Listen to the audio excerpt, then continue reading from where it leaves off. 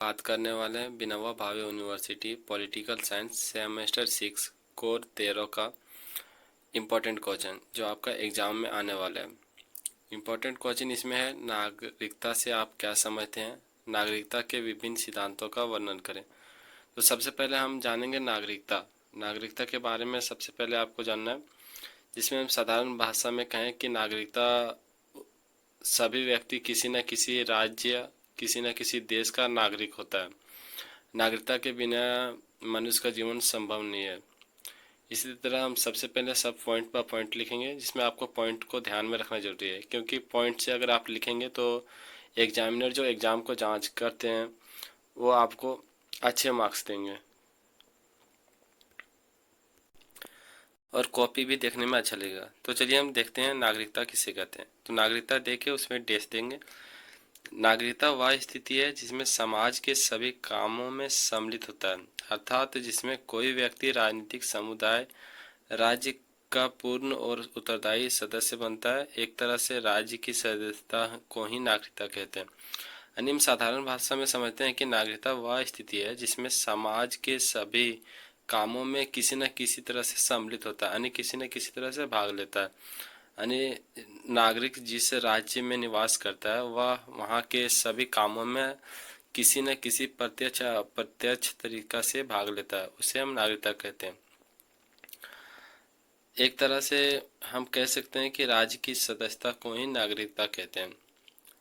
इस प्रकार से हम नागरिकता को परिभाषा को अच्छी तरह से लिख लेंगे। उसके बाद हम लोग आगे देखते हैं। इसमें जो आगे इसमें क्वेश्चन है कि नागरिकता के विभिन्न सिद्धांतों का वर्णन करें, तो इसमें आगे इसको नागरिकता के सिद्धांतों को देखेंगे, लेकिन हम सबसे पहले नागरिकता के परिभाषाएं हम अपने तरफ से लिखे हैं। उसके बाद हम लोग नागरिकता के परिभाषा को निम्नलिखित विद्वानों के जो बताया उसको देखेंगे।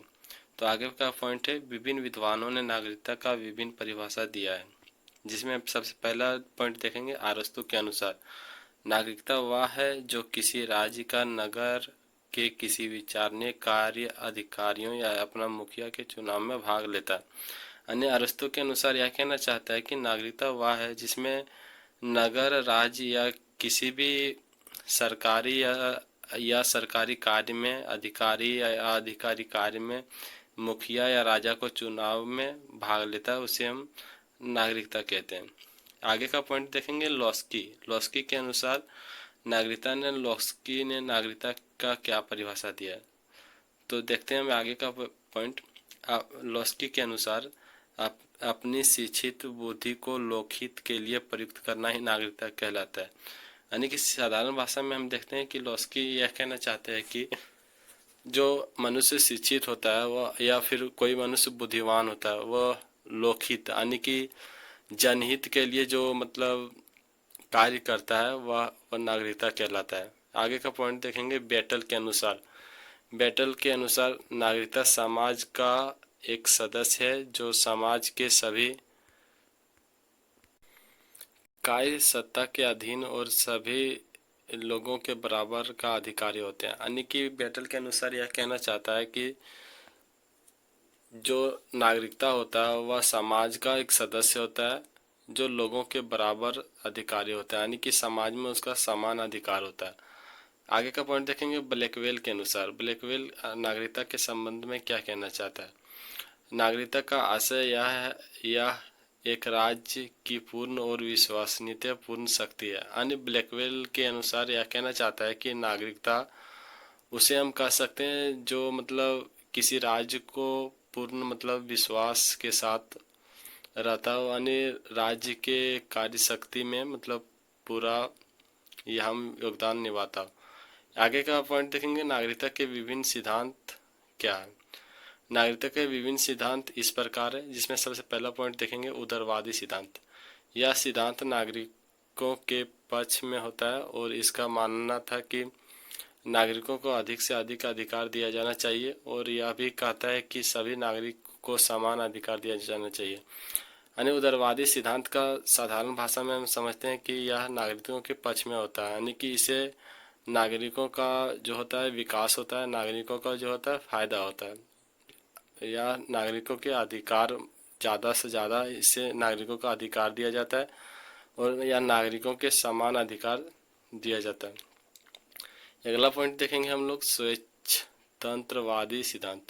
यह सिद्धांत कहता है कि राज्य एक विशाल उपक्रम है और नागरिक उसका ग्राहक है। यानी कि साधारण भाषा में हम समझते हैं कि तो राज्य को एक फैक्ट्री ले लेते हैं और नागरिक जो है उसमें कार्य करने वाला होता है। मनुष्य के पास संपत्ति की रक्षा के लिए अनेक समस्याएं का सॉरी दोस्तों, मनुष्य के पास संपत्ति की रक्षा के लिए अनेक समस्याएं होती है, लेकिन उसके संपत्ति तथा अधिकार का रक्षा का जिम्मेवारी उस राज्य ले लेता है जहां का वह नागरिक होता है। यानी कि स्वच्छतंत्रवादी सिद्धांत का कहना यह है कि मतलब नागरिकों के पास विभिन्न रक्षा संबंधी समस्याएं होती है, जो इसका जो उसका रक्षा करने का जो पूरा जिम्मेवारी होता है वो जिस राज्य में निवास करता है उस राज्य ले लेता है। यानी कि साधारण भाषा में एग्जाम्पल समझते हैं कि अगर हम भारत का नागरिक हैं तो आदि हमें कुछ भी होगा तो ये भारत का जिम्मेवारी होगा, वो कहेंगे कि ये मेरा नागरिक है और आदि हमको पूरा वो सुरक्षा प्रदान करेंगे। एक बात और ऊपर देखेंगे जिसमें लिखा हुआ आर्टिकल 5 से 11, यानी कि इसमें एक नंबर का क्वेश्चन बन जाएगा, क्योंकि नागरिकता अगर पूछेगा कि नागरिकता कितने अनुच्छेद से लिया गया तो यह अनुच्छेद 5 से 11 के बीच में लिया गया है। हम लोग तीसरा पॉइंट देखेंगे, समुदायवादी सिद्धांत। इस सिद्धांत के अनुसार नागरिक वह है जो राजनीतिक वाद विवाद और निर्णय प्रक्रिया में भाग लेकर भावी समाज का रूप तय करता है, अतः नागरिकता का मुख्य लक्ष्य सहभागिता होता है। यानी कि समुदायवादी सिद्धांत का हम लोग साधारण भाषा में समझेंगे कि तो यह राजनीतिक वाद विवाद और निर्णय प्रक्रिया यानी राजनीतिक वाद विवाद और उसका निर्णय प्रक्रिया में पूर्ण रूप से भाग लेता है और समाज का जो भावी रूप होता है, यानी कि जो आने वाले समाज का जो है उसका रूप तैयार करता है। एक साधारण भाषा में कह सकते हैं तो नागरिकता का मुख्य लक्ष्य सहभागिता होता है, यानी कि समाज के प्रत्येक कार्य में नागरिक का समान सहभागी होता है। हम लोग नीचे देखेंगे 4 नंबर पॉइंट है, मार्क्सवादी सिद्धांत। इस सिद्धांत में यह बताया गया है कि एक सच्ची नागरिकता का कल्पना तब तक संभव नहीं है जब तक समाज में भेदभाव या वर्ग विभेद विद्यमान है। जो वर्ग दूसरे वर्ग पर दमन करता है वही शक्तिशाली के अनुसार नागरिकता का बुनियाद तय हो जाता है। इसमें यह भी बताया गया है कि समाज में सभी नागरिकों को समान अधिकार प्राप्त नहीं है। यानी हम साधारण भाषा में समझेंगे, मार्क्सवादी के सिद्धांत के अनुसार एक सच्ची नागरिकता का कल्पना तब तक नहीं किया जा सकता है जब तक समाज में भेदभाव है या फिर वर्ग विभेद विद्यमान है। यानी कि भेदभाव जब तक है तब तक कोई भी नागरिक एक सच्ची नागरिकता नहीं बन सकता। और इसमें यह भी बताया गया है कि कुछ शक्तिशाली वर्ग के द्वारा कुछ बुनियादी जो होता है कानून व्यवस्था वो तय कर दिया जाता है। और लास्ट में इसमें यह बताया गया कि समाज में अभी भी समान अधिकार किसी भी नागरिक को प्राप्त नहीं है। आगे हम लोग देखेंगे 5वां पॉइंट है, नारीवादी सिद्धांत।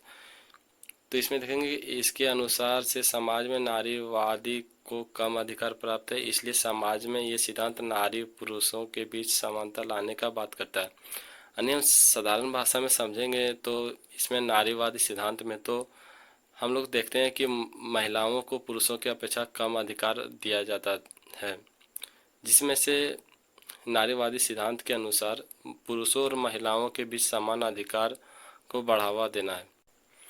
आगे हम लोग देखेंगे निष्कर्ष।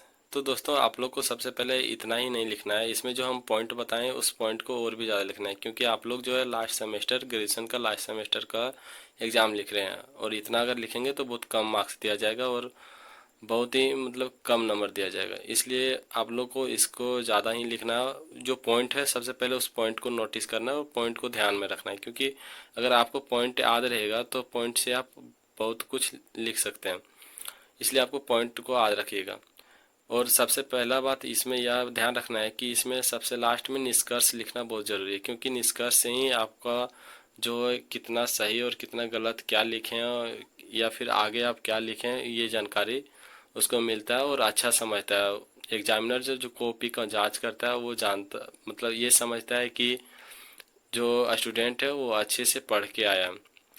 तो हम लोग निष्कर्ष देखेंगे, अतः हम कह सकते हैं कि नागरिकता वह स्थिति है जिसमें किसी भी व्यक्ति राजनीतिक समुदाय या राज्य का सदस्य होता है। यानी कि साधारण भाषा में नागरिकता को हम यह कह सकते हैं कि नागरिकता किसी भी राज्य या किसी भी राजनीतिक समुदाय का सदस्य होता है, जिसे हम नागरिकता कहते हैं। ठीक है दोस्तों, अगर आप लोग को और भी कोई क्वेश्चन नहीं समझ में आया तो क्वेश्चन बहुत जल्दी करवा देंगे। सारा क्वेश्चन आप लोग को टेंशन नहीं लेना है, और ऐसे ही साधारण भाषा में करवाएंगे।